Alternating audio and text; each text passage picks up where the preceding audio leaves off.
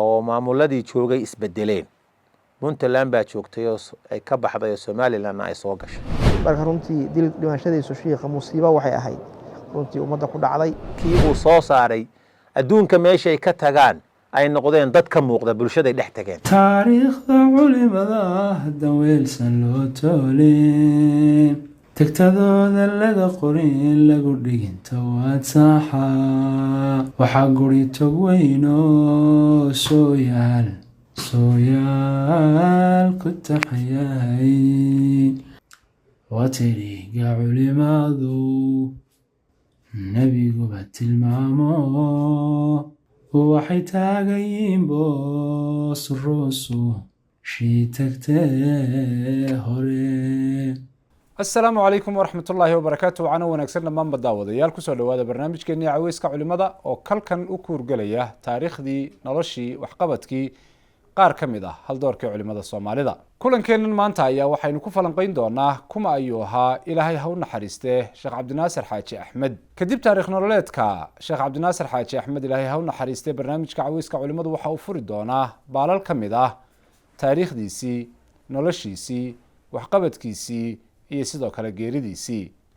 Ilaahay subxaanahu wa ta'aala ha naxariistay Sheekh Cabdi Naasir Xaaji Axmed ayaa waxa uu ku dhashay sanadkii 1957 meel u dhow tuulada Ceegaag oo ka tirsan gobolka Cayn. Ilaahay ha naxariistay Xaaji Axmed oo ahaa waalidka dhalay Sheekh Cabdi Naasir Xaaji Axmed ayaa waxa uu ahaa shakhsi aad iyo aad u cibaado badan waxaana la sheegaa in Qur'aanka maalin kasta uu akhriyi jiray 7 juz oo Qur'aana isagoo nagiyo isagoo socdaalaba sidoo kalena jacaylan mugiisa la malayn karin uu qabay diinta iyo barashadeeda.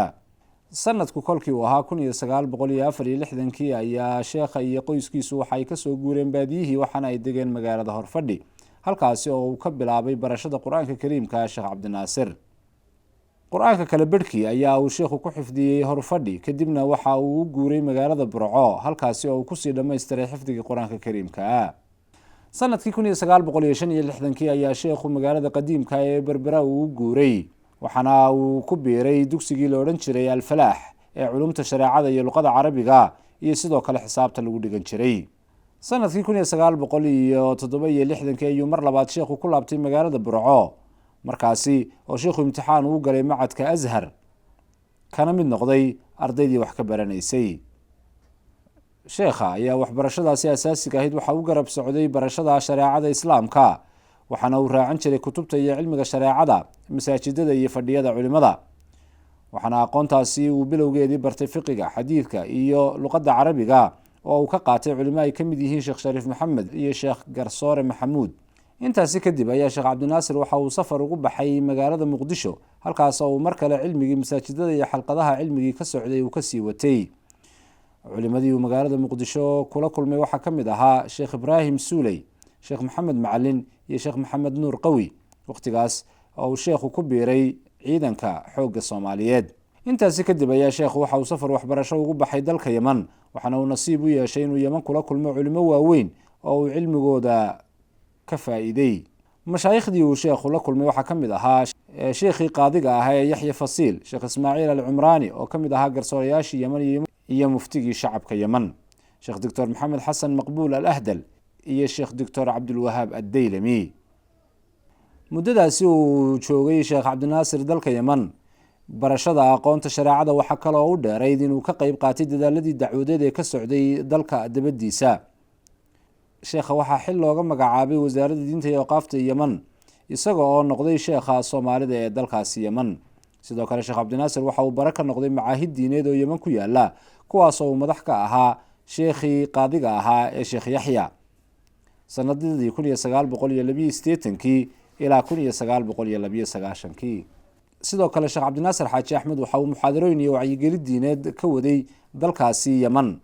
sanadkii 1992 kolkii ay burburtay dawladii Soomaalidu sheekhu waxa uu dib ugu soo guriyo noqday wadankiisa hooyo xilli dagaal iyo cabsi badan ay hareysay deegaano badan oo ay adag tahay in markaasi la isu safro.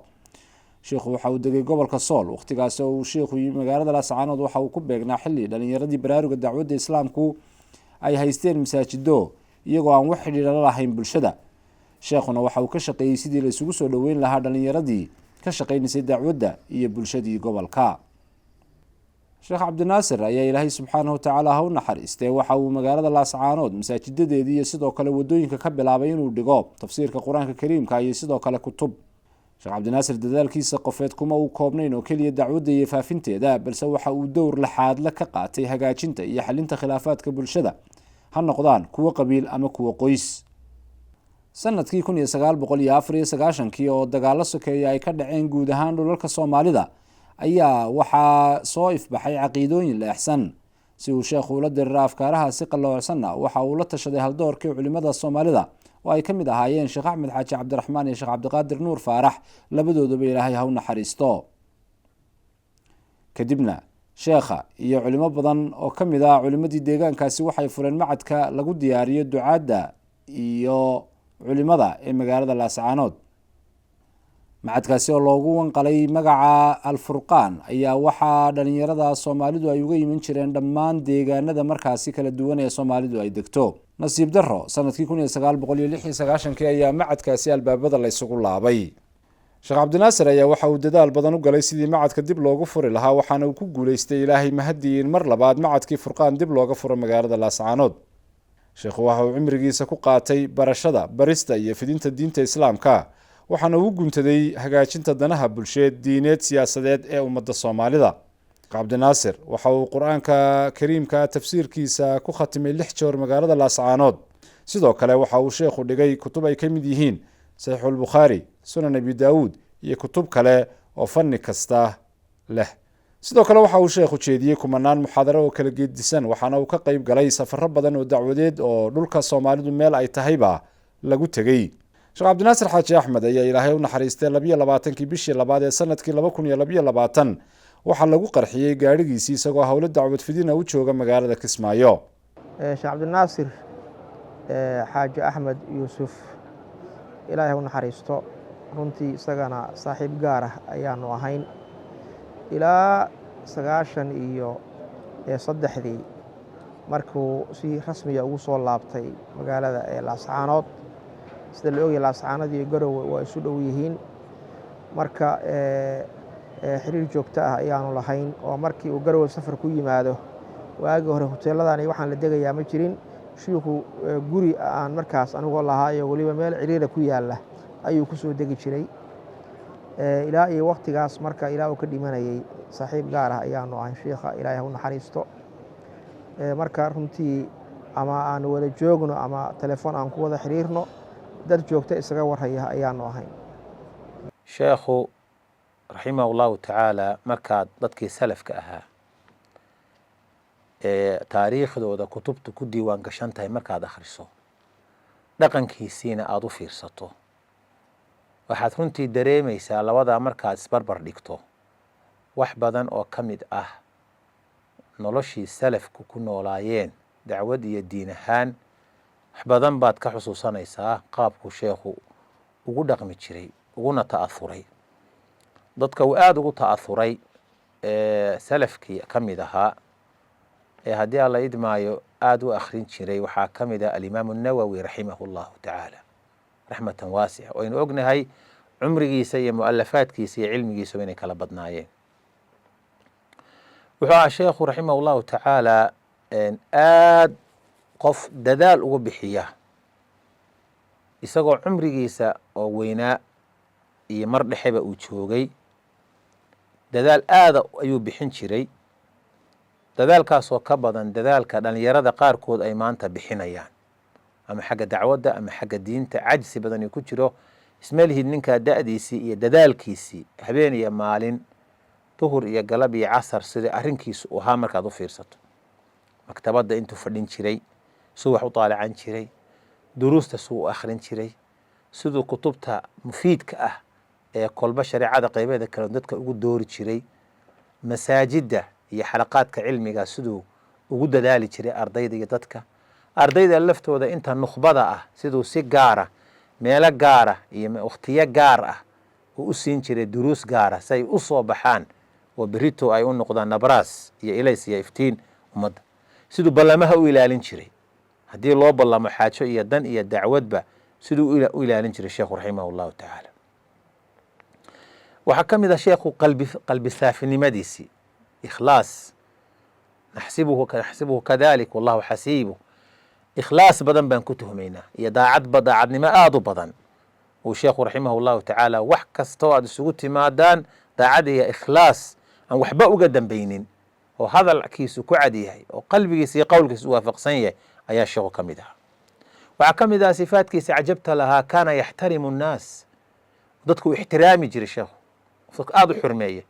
ninka weyn, ka dhalinyarada ah, ardaygiisa, ilmo uu dhalay, mid la jaara, miday hore isu yaqaaneen, miday hadda isbarteen, ilaa uu is yidhaahdo qof walba dadka aduu kuugu jeclaa ama qof walba aduu si gaara kuula saaxiib ahaa. waxay keenaysaa xiriirkii iyo xurmadii dadka uu kula macaamili jiray. wuxuu sheekhu ahaa nin zaahid ah oo adduunyada iyo uskageeda aan micno badan ba agtiisa ku lahayn. bedelan ma dadku adduunyo iyo sheeris inay macal istithmaari meelo ahoo maalgashi samaystaanoo meherada furtaanoo ganacsi iyo adduunyo iyo lacag la yimaadaan, muraadka muhiimad ma siin jirin, danna kama geli jirin. wuxuu odhan jiray adduunyadu iyadoo ku doonaysa iska imanaysa haddii diintaada iyo iimaankaagu u hagaago, ayuu sheekhu odhan jiray raximah llahu tacaala. meesha maanta in badan oo ina ka mid ihi, dad badan oo aqoon lihi oo diinta aqoonu lihi ay kaga mashquuleen aqoontoodii iyo dacwaddii iyo majaalkii ay gelin lahaayeen, iyagoo maxaanku yidhaahdaa wax badana isleeyihiin waxay adduunkiina iyo aakhiradiina u kaalmaysataanoo maal ah, bal xoogaa tabca. wuxuu aha sheekhu nin deeqsi ah, iyadoo adduun badan aanu faraha ku haynin oo hanti badan oo maanta uu haysta aani jirin, xoolo miyina aanu lahayn, hanti magaalo meheradana aanu lahayn, haddana wuxuu ahaa kuwo badanoo wax haysto ka deeqsisanaa sheekhu raximahu llahu tacaala. bal mararka qaarkood culays buu isa saari jiray inuu wax amaahdo qof muslima oo walaalkiiya oo baahi laga soo sheegay ama dhib laga sheegay ama u yimid, inuu culays isa saaro ama uu ku yidhaahdo xaggaynu wax uga doonnaa, deeq iyo daynba aynu raadino fadhiga ka kacno, oo sheekhu markaa kula wadaaga dhici jirta. wuxuu ahaa mid aada ula tacaatufa xaaladda kolba dadku ay ku jiraan, hadday abaar bulshadu haysato, haddii khilaaf dhexdooda uu bulshada jiro, duruusta uu dhigayo iyo cilmiguu faafinayey iyo dacwaddii kale uu waday intuu dhigo, ayuu wuxuu dhaqan u lahaa inuu u kaba gashado oo u kaba ilado dadka waxgaradka culimada iyo odayaashooda iyo akhyaartooda intuu kulmiyo, war arrinkan baa yeelay see wax ka yeelnaa, duruus inoo socon mayso haddaynan wax ka qaban arrinta tan. markaasaa odayaasha iyo ciddii waxgaradkan laga maarmayn loola kaalmaysan jiray. sida macruufka aad garanaysaanoo dagaalada qabaa'ilka iyo reeraha dhexdooda ka dhaca, uu goob walba iyo guri walba iyo geed walba wax ka dhacaan isa sii taagi jiray, oo maaragtay ummadda qof la nool ayuu ahaa, kolba xaaladda ay la nool yihiin ayuu la noolaa sheekhu raximahu llahu tacaala. majaal weyn baa runtii banaanaaday goortii ilaahay oofsaday. ilahay waxaan rajaynaa inuu inoo buuxsamo. wuxuu ahaa sheekhu waxyaabahan ku xusuusto cajaa'ibka leh waxaa ka mid a wuxuu jeclaa inuu mujtamac soo saaro, dad inuu soo saaro, dacwaddan iyo diintan uga dambeeya, intuu joogana maxaan ku idhaahdaa gacanta ku dhiga oo ka shaqeeya. waktigii dambe cumrigiisa wuxuu oran jiray, waxaan aada ugu faraxsanay maanta hadday tii alla ii timaado in deegaankii iyo dadkii iyo dalkii iyo dacwaddii dad u soo baxeen, culimo ah oo ahlulcilmi ah oo caqli iyo cilmiba ilaahay siiye inay soo baxeen, maanta aniga waxba la igama baahna. haddii mushkiladii iskaba dhacdo oo xitaa aniga layba xidho ama wax laygu sameeyo lay dilo, aniga dartayaan wax dhibaato a loo samayna. maanta rag waa isku filan yahay, culimaa soo baxday, rag baa jooga, aad baan ugu faraxsanahay. markaas wuxuu samayn jiray fataawaha iyo duruusta iyo muxaadaraadka iyo khutabka buu ragga u diri jiray, gala oo wada oo hawsha sameeya, war fadhiga ka kaca, yani in ummad cid soo baxdo dacwadan ka dambaysa. ma ahayn qof aan jeclayn isaga mooye cid kale bulshada inay ka hor muuqato. wuxuu jeclaa xitaa magaalada iyo deegaanka iska dhaafay gobolada hareeraha inaga xiga iyo soomaaliya iyo keyrkoodba, haddii cid ducaada ay tagayso inuu la hadlo ducaadii joogto yidhahdo war caynkaasoo sheekha idinku soo socda ka faa'iidaysta, waa caynka kan, inuu sheekhu yahay raximahu llahu tacaala. waxyaabahan ku xusuusto ee la yaabka leh ayay ka mid tahay. taasi waxay keentay in dadkii uu soo saaray adduunka meeshay ka tagaan ay noqdeen dad ka muuqda, bulshaday dhex tageen, gobolada iyo africa iyo yurub iyo meel kastoo ay tageen, ardaydiisi iyo dadkuu soo saaray meeshay tagaan caalamka waa ka muuqanayaan. hadday tahay diin, hadday tahay ikhlaas, hadday tahay aqoon, haddii ay tahay dadaal, hadday ay tahay khiyaarnimo, waa dad ka muuqanayo. taasi waa markhaatimo doonto, waad ogtihiin. sheekhu raximah llahu tacaala wuxuu ku rabayn jiray ardaydiisa iyo dadka la caasiray ta'hiir cajiib ah ayuu ku maaragtay ku samayn jiray oo ah haddii alla idmaayo inay adduunka waxba ku raadin war adduunyada bidixda ku qabsada aakhiradana midigta ku qabsada arsaaqdiina alla idiin qoray waad helaysaan diinta ayaan adduunyo lagu raadin sidaa awgeed baan waxaan u tuhmaynaa in badan oo ka mida dadkii uu soo saaray inayn dad adduunka aada ugu foogan aanay ahayn wuxuu ahaa sheekhu saan horeba u sheegay inaad xusuusanayso dadkii salafka ahaa qaarkood suu u dhaqmi jiray raximahu llahu tacaala iyo runtii walaalnimada maanta dhexdeenna la la'ya ee gacaltooyada iimaanka ku salaysan aad bay runtii aad bay cajiib ugu ahayd walaalnimada iyo quwada iimaaniga ah uu sheekhu dadka kula tacaamuli jiray raximahullah raxmatan waasica maanta dhexdeennana ay ku yeertay ilaa man raxima allah shiikhu laascaanood bu horta mudariska ahaa aniguna garowaan u badnaa laakiin waa iska warhaynay meesha sheekh cabdulqaadir ilaahay u naxariiste aan is leeyahay waxaa la odhan karaa ibnu baaskii soomaaliya buu ahaa hadda ka horna waa ka hadlay sheekh cabdinaasir ibnu cuthaymiinkii soomaaliya buu ahaa inta uu duruus akhriyey u malayn maayo wadaad soomaaliyeedu akhriyey hadduu jirana waa yaryah oo dacwada oo laascaanood runtii aan si fiican u gelin ayuu yimid suuqa bartankiisa ayuu wuxuu ka bilaabay kitaabka abubakr aljazaa'iri minhaaju muslim uu ku akhrin jiray masaajidkan jaamaca ah oo hadda laascaanood ugu weyn cid wax ka bilowda isagaa ugu horeeyey oo hadda wadaadadu ay gacanta ku hayaan markii horena saalixyadu ay gacanta ku haysay marka fanni uusan wax ka akhrin shiikhu ma jirin waa iska warhaynay fanni uusan akhrin shiikhu ilaahay baa u furay subxaanahu wa tacaala mudarisna waa ahaayo macaahidda iyo jaamacadahana de mudaris joogtaa buu ka ahaa meel kastoo nadwo loo aadayana oo waddankaa laga qabanayana tii hadda ugu dambeysay waa xusantihiin oo hargeysa lagu qabtay oo nadwadii ballaarayd oo cabdirasaaq jiirow shiikhaas uu soo abaabulay khayr allaha siiyo qayb buu ka ahaa waataynu ogeyn wuxuu shiikhu aada u ilaalin jiray duruustu akrinaya marar badan baan garanaya shir baan isugu imaan jirnay ama jaamacadda xataa wuxuu ka ahaa mu'asisiinteeda ayuu ka mid ahaa wuxuu odhan jiray anigu caawa dersi baan leeyahay walaadow shirkiina wata inuu dersiga u joojiyo hawl kale marna ma ogolayn waa dhaqaaqi jira markaas wax arkay isagoo kaa maqan wuxuu ku leeyahay aniga caawa dersi baan leeyahay dersigu inaga baaqdo ma rabo marka aad buu duruusta runtii u ilaalin jiray nadawaadkana haddee masale kastoo cawiisa takfiir haddii laga hadlayo firaqda kale oo maxaan ku idhaahdaay inxiraafka uu ku dhacay ninka koowaad buu ahaayo la dooda oo doodiisa weliba aan cidina aysan wax ka soo celin karin runtii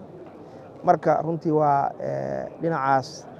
runtii waxaan ka dareemaynaa dayac badan oo firaqda daallada ah waxaa ilaahay hibo u siiyey isagay sheekh cabdulqaadir in cuduradooda ay daweeyaan hadday la doodaanna aysan hadal ku soo celin karin hibadaasna isaguna wuu lahaa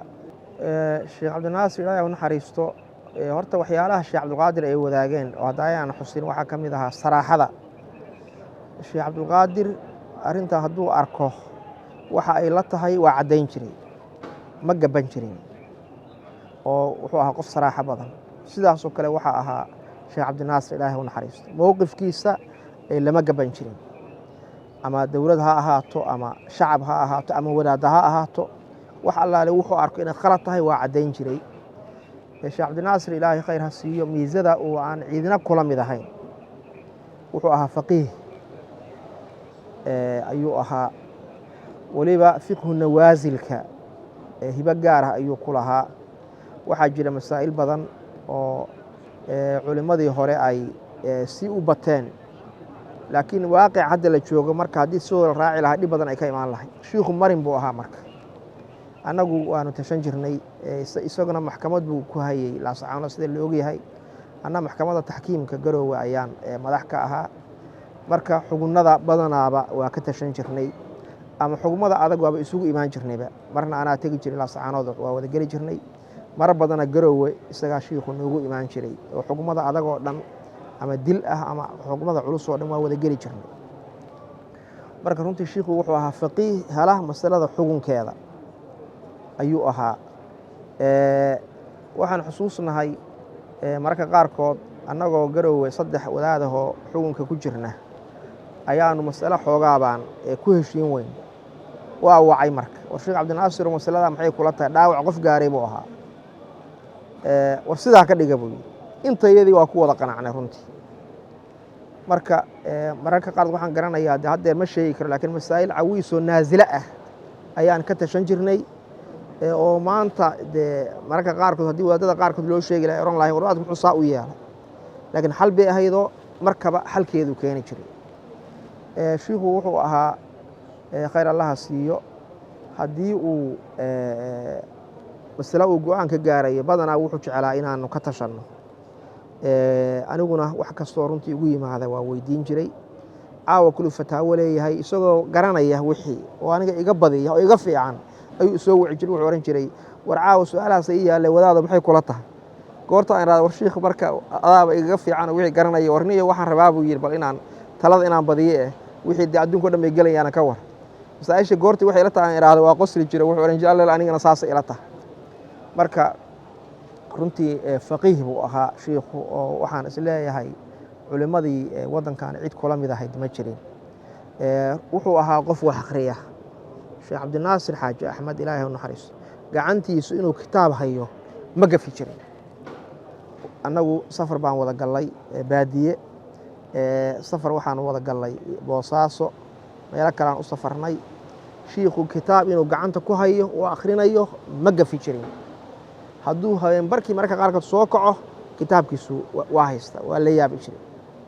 marka taasna runtii miisa u gaara bay ahayd oo sheekh cabdinaasir ilaahay khayr ha siiyo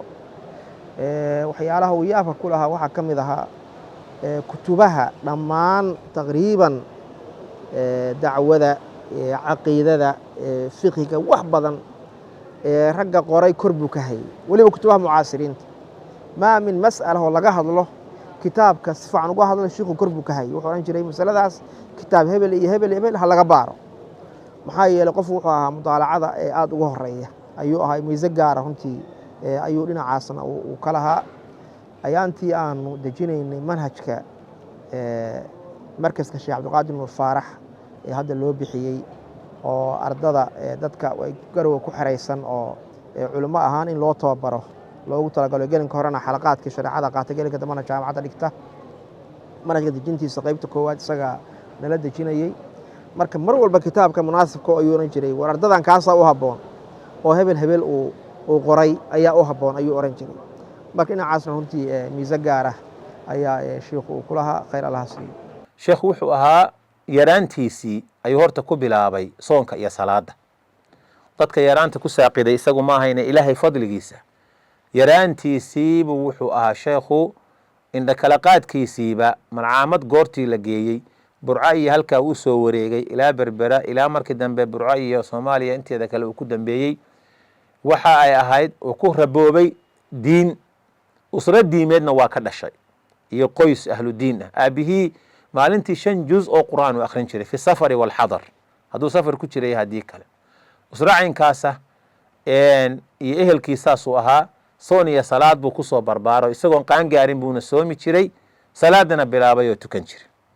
sheekhu intaan la mucaasirnay raximahu llahu tacaala wuxuu lahaa salaada jamaca aad buu u ilaalin jiray haddii roob da-ayo haddii meesha colaadi ka jirto haddii baqdin kasta oo nafsi ah ay jirto oo col kastoo isaga ku socda loo sheego muraad kama geli jirin dadkii iga khayrka badnaaba iyagoo masaajidda jamaca u socdaa la dilo oran jiray sida cali bin abi aalib jamaca aad buu u ilaalin jiray sheekhu raximah llahu tacaala waxaa la mida qur-aanka wardi buu lahaa juz qur'aan oo wardi u akhrin jiray sheekhu oo waxa weeye kama tegi jirin hadduu safar yahay iyo hadduu negiyahoo joogo juskaa qur-aanka sheekhu kama tegi jirin raximah llahu tacaala bacda alfajarka iyo bacda alcasarka adkaar buu akhrin jiray kitaab buu haystay oo adkaarta ka akhristo awraad ahlusunna waljamaaca ku qoran tahay kitaabkaasuu akhrin jiray wakti dheer buu fadhin jiray markuu dhammeeyo dikrigaasi adkaarta sabaaxa kadib buu markaa musxafka qur-aanka la soo bixi jiray oo akhrin jiray juska qur-aanka ah taas waxay u ahayd raatib casirkiina caynkaasoo kale u ahaa wuxuu duxaduu tukan jiray markay qoraxdu soo baxdo sheekhu raximahu llahu tacaala sheekhu wuxuu ahaa aad wuxuu u jeclaa inuu ku tafakuro oo ku fekero ilaahay nicamkiisa faraha badan. war ilaahay wuxuu kugula sheekaysanaya marka qaarkood wax ilaahay nicamina siiyey, bal kownkan waxa ka muuqda, waxa inagayna ka muuqda. wuxuu aad uga soo celcelin jiray ereygii iyo oraahdii ibnulqayim uu kutubtiisa qaar ku sheegay oo odhanaysa mushaahadatu lminna turithu lmaxaba. hadalkaasuu ku celcelin jiray ilaahay nicmadiisa iyo abaalka uu kuu galay oo aad u fiirsato oo aad dareentid oo aragtid, waxa ay ku dhaxal siinaysaa inaad ilaahay jeclaato oo aad u sii dhowaato oo iimaankaagu xogsado, ayuu sheekhu odhan jiray. sheekhu raximah llahu tacaala habeenkii salaatuleilka kama tegi jirin. saacadda kowda habeennimo markay tahay ama sida loo yaqaano 7 saac buu kici jiray, haaliban xilligaasuu kici jiray, uu tukan jiray sheekhu raximah llahu tacaala, iyadoo uu jecel yahay hadday cidi la joogto inaanay ciddaa kicidiisa iyo shanqadhiisa aanay maqal, uu jecel yahay. waxaa ka mid a cibaadadkastaan ku xusuustaa xilligaa niska dambe markuu tukado buu qur-aanka akhrisan jiray, ama marka qaarkood cilmigu taalacan jiray, kutub buu iska wadan jiray, hadduu safar yahay xitaa wuu taalacanaya. waxaas odhan jiray cilmiga xilligaa la taalacdo waa cibaado, waa iimaan baa kuugu kordhaya, aqoon baa kuugu kordhaysa, khayr baa kuugu kordhaya, ayuu odhan jiray sheekhu raximah llahu tacaala. wuxuu aad u jeclaa inuu waafaqo ducadii nebiga sal allahu alيh wasalam bacda alfajrka oo rasuulku yidhi sal allahu alيh wasalam allahuma baarik liummatii fii bukuuriha. sidaa awgeed ilaahu ummadayda u barakee jarmaadadeeda iyo waxay ku kalahdo. sidaa awgeed duruustiisa inta badan bacda alfajrku akhriya rasuulku sheekhu raximah llahu tacaala. sheekhu raximah llahu tacaala duruustiisa inta badan bacda alfajrku akhrin jiray, ilaa darsi tafsiirka ah oo habeenkii uu akhrin jiray, iyo bacd alawqaat oo ragga dalabada khaaska ah ama barqadii kitaab u akhrin jiray, ama bacda duhurka oo mararka qaarkood sida hadda cimrigiisa u dambeeyey silsilad fiqi ah uu waday. laakiin duruusta inta kale mucdamkooda hadday caqiida tahay, hadday fiqi tahay, hadday xadiid tahay, wuxuu akhriyey bacda alfajrka sheekhu raximah llahu tacaala. ducadaasuuna jeclaa inuu aroortii ku beego oo rasuulka sal allahu alيh wasalam uu ku duceeyey salawaatu llahi wasalaamu caleyh. ducadiis wuxuu ahaa rasuulku sheekhu mid dikri badan oo xuska ilahay aad buu u badan jiray, wardiga iyo tasbiixda buu aad u badsan jiray. aakhir cumrigiisii marka dambe misbaxuu qaadan jiray, tusbax, hadduu socdo oo subxii xitaa lugaynayo, haddii kale iyo hadduu fadhiyo uu ku wardin jiray sheekhu raximah llahu tacaala, ayaad ku arki jirtay. sheikhu intaan xusuusanahay ilaahay ha u naxariisto, aad buu u cibaado badnaa. annagu safar baanu wada gallay, qol baanu wada seexannay, salaatuleylka ma gafi jirin. sidaa daraaddeed habeenkii maadaama gelinka inta badan uu soo jeedo, badanaa shiikhu wuxuu jiifsan jiray duhurka ka hor. qofkii dabeecaddiisa yaqiin waa ka warhayey oo waqtigaas xoogaa si uu duruusta uu galabta akhrinayo uu ugu xoogaysto. habeen gelinka dambe badanaaba shiikha soo jeed bay u ahayd. adkaarta runtii dadka wuxuu ahaa joogtada u wada. marka inta aan ka ogahay shiikhu khayr allaha siiyey nin cibaado buu ahaa. laakiin inta aan ogahay majaalka uu ugu jiray musaalaxada, sida looya gobolka sool waa gobol saraacaad badan oo isku dhacyada qabiilku ay ku badan yihiin.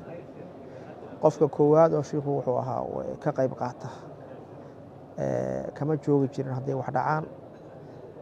meel kasta ayuu tegi jiray, magaalo marka wax dhacaanbaba. oday wuxuu ahaa u taagan musaalaxada runtii, oo jaanib walba oo odaytinimo looga baahdo ama khayri looga baahdo. dee haddii layihahdo gobolka sool qofka koowaad buu haddaan idhaahdo u malayn maayo inaan khalad ku hadlay. qofka koowaad buu haddaan idhaahdo ama odaytinimo ha noqoto iyo musaalaxo, ama cid wax loo qabanayo ha noqoto, ama diin la faafinayo ha noqoto, ama ummad la isku hayo oo lisoo jiidayo ha noqoto. runtii qofka koowaad buu ahaa. shaksi buu ahaa cimrigiisii 70 sano ku dhowaaday ummadda dhex joogay, oo majaal fara badan oo bulshada dhexdeeda soo qaatay. haddii ay tahay xilligu caskariga ahaa iyo haddii ay tahay xilliyadii ka dambeeyey, ummadda sheekh uu ahaa ummadda Soomaaliyeed. dee waxtarkiisa kow waxaa ka ah dacwadda faafinteeda. ummadda Soomaaliyeed iyo maxaanku idhaahdaa uu dacwadda gaarsiin jiray. markuu xitaa Yemen joogay, bicthada dowladda Soomaaliya warqad bay u siisay inuu mujtamaca Soomaaliyeed ee cadan ama Yemen joogay inuu u akhriyo tafsiirka. sheekhii tafsiirka u akhrin jiray Soomaaliyeed buu ahaa ummadda Soomaaliyeed. markuu waddanka yimid, ummadda wuxuu aad ugu dadaalay in uu cimrigiisii iyo juhdigiisii iyo noloshiisii iyo dadaalkiisii iyo waqtigiisaba wuxuu geliyey ummadda ilaahay diintiisa inuu gaarsiiyo oo shareecada ilaahay baro, ummaddani u soo baxdo ummadda wixii dhibaato ee ku dhaca waynu soo sheegnay su-aashii horey dhex gelaysaay jawaabteedee haddii dhibaata ku timaado ummaddan soomaaliyeed ee dowlad la-aanta iyo dhibaatada la circiiraysa iyo amni darrada mashaakilaadka badan ee ku imanaya qayb weyn buu iska taagi jiray majaalka u horeeya hadday colaada dhacaan hadday abaari dhacdo haddii maxaankuna mushkilada jiraan waxyaabahaasoo dhan islaaxintooda iyo hagaajintooda iyo takhfiifintooda mashaakisha waxa weeyaan door weyn buu sheekhu ku lahaa oo dee aad arkayso caalamka maanta qof kasta oo muslima oo yaqaanay oo soomaaliyeed uu sheekha ku garanaya raximahu llahu tacaala wuuna kula dardaarmi jiray dadka wuxuu odhan jiray ummadda xagga diinta iyo xagga adduunkaba ummadda waa in wax laga taraa markaas wuxuu odhan jiray arrinkooda iyo adduunkooda iyo diintooda iyo dacwadooda dadka wax laga tara weeyaan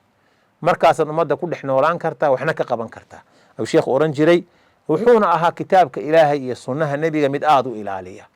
oo haddii mujtamacaasi ay ku maagayaan ama ku caroonayaan wax muraada sheekhu kama geli jirin raximahu llahu tacaala dhacdooyinkan waxaan ku xusuusanahay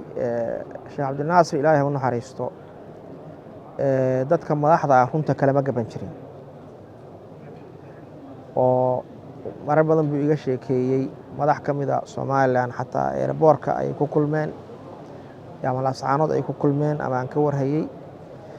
mowqifka uu qabo waa u caddayn jiray ama madaxda puntland ha ahaato waa caddayn jiray oo runtii miise gaara oo ay lahayd bay ahayd waxaan xusuusnahay takfiirka nimanka la yidhaahdo nadwo hadda ka hor ka dhacday dhowr iyo 90kii inay ahayd baan u malaynayaa markay yimaadeen qardho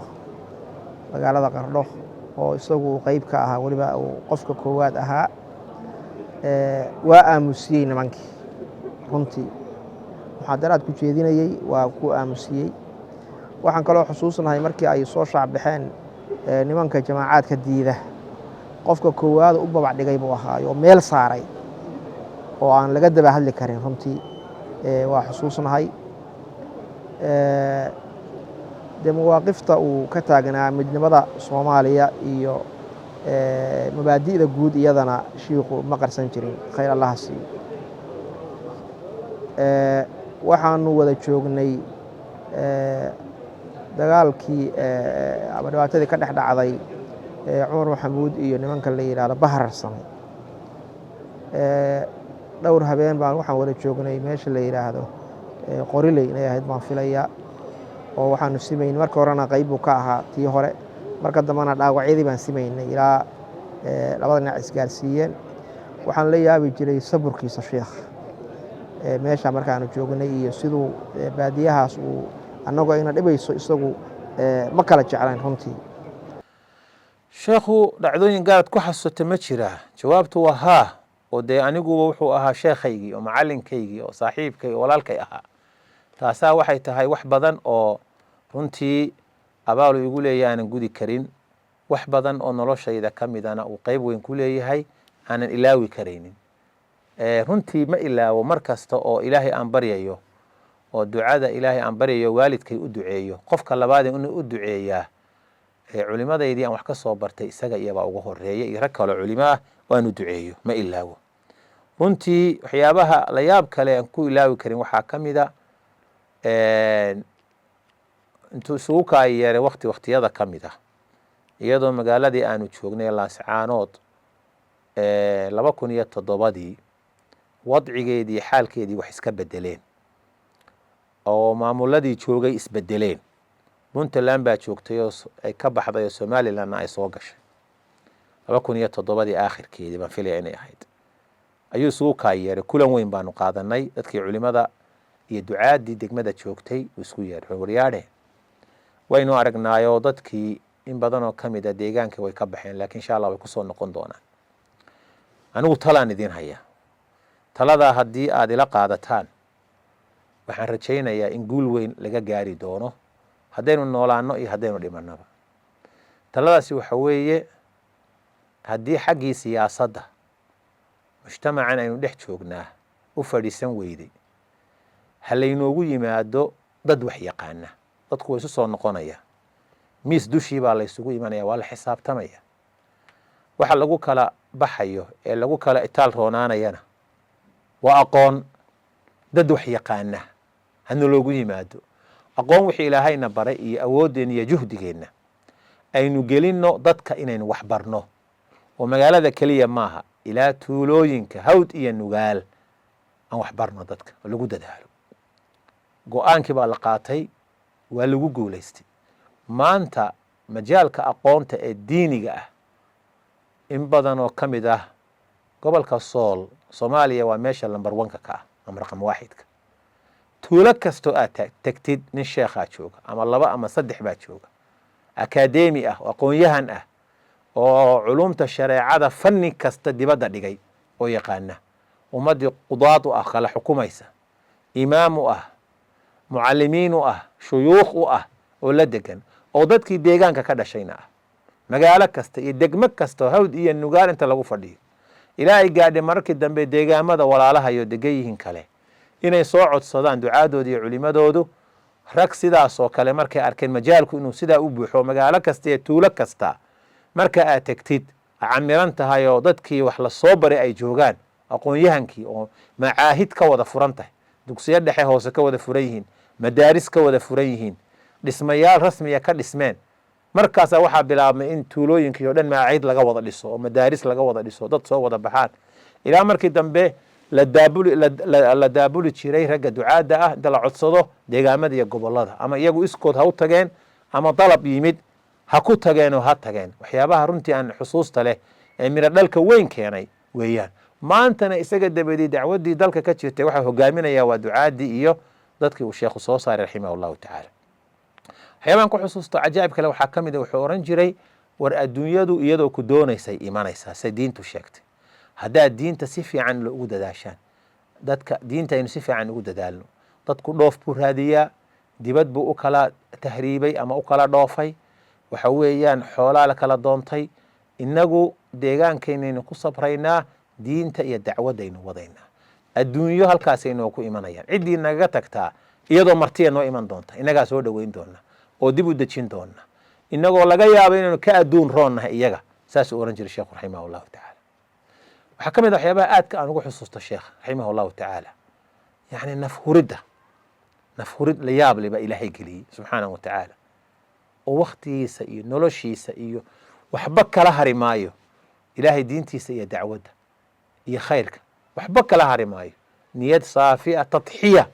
nafhurid naftiisa iyo maalkiisa iyo wakhtigiisa iyo midna waxba kala hari maayo sheekhu raximah allahu tacaala sidaa awgeed ba waxaad xusuusanaysaa wax badan noloshayda go-aamo badan iyo dardaaramo badan oo runtii saameyn weyn ugu reebay buu nooga tegey ilaahay dembigiisa ha dhaafo oo ha u naxariisto oo qabriga ha u nuuro intii uu ka tegey samir iyo iimaan salle allah inaga siiyo ilahay waxaan ka baryayaa min asxaabi jannati alfirdows alaclaa alla inuu ka dhigo aakhiro ilaahay nagu kulmiyo xawdkii rasuulka iyo firdows alaclaa baan alla ka baryaya horta sheikha ilaahay u naxariisto wuu ogaa shabaab hadday fursad u helaan inaysan daynayn waayadii damo oo dhan warkiisu dardaaran buu ahaa runtii wuu dareensanaa markii doctor axmed weliba ay dileen ile doctor axmed sanad iyo 3 bilood buu ka dameeyey taqriiban wuu ogaa inaysan nimankaasi daynayn maxaa yeelay haddee isaga iyo doctor axmed waxay ahaayeen labada qof ugu horeeya sheekh cabdinaasir nimankaa waxay yihiin dadka inay u caddeeyaan waxay u dhinteenna intaasay ahayd runtii aniga ayaamahaas waxaan garanayaa sheikha intaan la dilin ka hor riyooyin waxaan ku riyoon jiray yaab leh diyaarad cirka ka soo dhacday dhulka ku dhacday aan ku riyoon jiray habeenno badan qalbigaa waxaa iga dhici jiray war kulley wax weyn baa dhacaya shiikhii baa la dilay marka ilaahay u naxariisto shiikha maalin jimcaha baa la dilay sida la og yahay maalintii meel baan ka wada qadaynay oo qola gabdha dacwada abaa culimo abaa qadan noo sameeyey meeshaas waxyaalihii mawaaqiftii uu ka sajilay waxaa ka mid ahaa dhallinyarada ayuu aad uga hadli jiray waa dhallinyarada in laga warhayo dacwadooda iyo akhlaaqdooda iyo suluugooda in aad looga warhayo ayuu noogu boorin jiray hadduu gurigii soo aaday oo casarkii salaadda casarka la gaaray masaajidkii isagoo ku jira ayuu ugu galay ninkii dhagarqabaha ahaa safka hore isagoo markaa ku jira shiikhu halkaas jeegada ayuu xabad kaga dhiftay. waa meel aan laga kicin oo yaqaaniin shabaabku dadka inay ka toogtaan nimanka mujrimiinta ah. xabaddaas ayaana shiikhu u dhintay salaaddii isagoo ku jira. waxay tilmaan u ahayd khaatumo khayr baan u rajaynaynaa, maxaa yeelay yoom jumca bay ahayd, salaaddii casarka bay ahayd oo ah asalaatu lwusdaa sida raajixa ah. casar bay ahayd, salaad buu ku jiray u fiirso, waqti bacdalcasra bay ahayd. intaasoo dhan nimankaasi ma tixgelin, marka halkaas ayaa shiikhu uu ku dhintay. dabeed shiikha anigu markaa masaajid ka fog ayaan joogay oo xabadaha waa maqlay runtii. waxyar kadib baa wiil ii soo galay ina maxamudo wuxuu yidhi aabow dadkii baa yaacayaho waxaa laleeyahy sheekh cabdir baa la dilay, meel nagu dhowaa markaas lagu qabtay. runtii dilka sheekh cabdulqaadir iyo sheekh axmed waxaan odhan karaa puntland dilalkii dhimashgeeridii soo madhay labada ugu naxdinta badan bay ahaayeen, oo dadku ay kulli ay ka argagaxeen ayay ahaayeen, ama soomaaliyaba labada qof oo meel walboo la joogay soomaali ay ka wada naxday, aadna looga tiiraanyooday bay ahaayeen, loona wada ducaayey. marka runtii dhimashadiisu shiikha musiibo waxay ahayd runtii ummadda ku dhacday. ilaahay ha u naxariisto labadoodaba. saasa shiikhu marka uu u dhintay.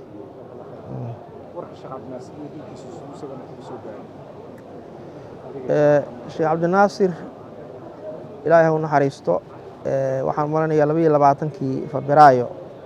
ayay ahayd sanadkii 2021 duhurkii markaas iyadoo labadii ay tahay meelahaas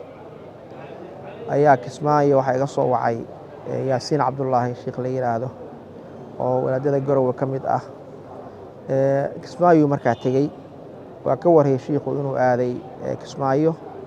walwalna runtii waa nagu wada jiray, aan u baqayno.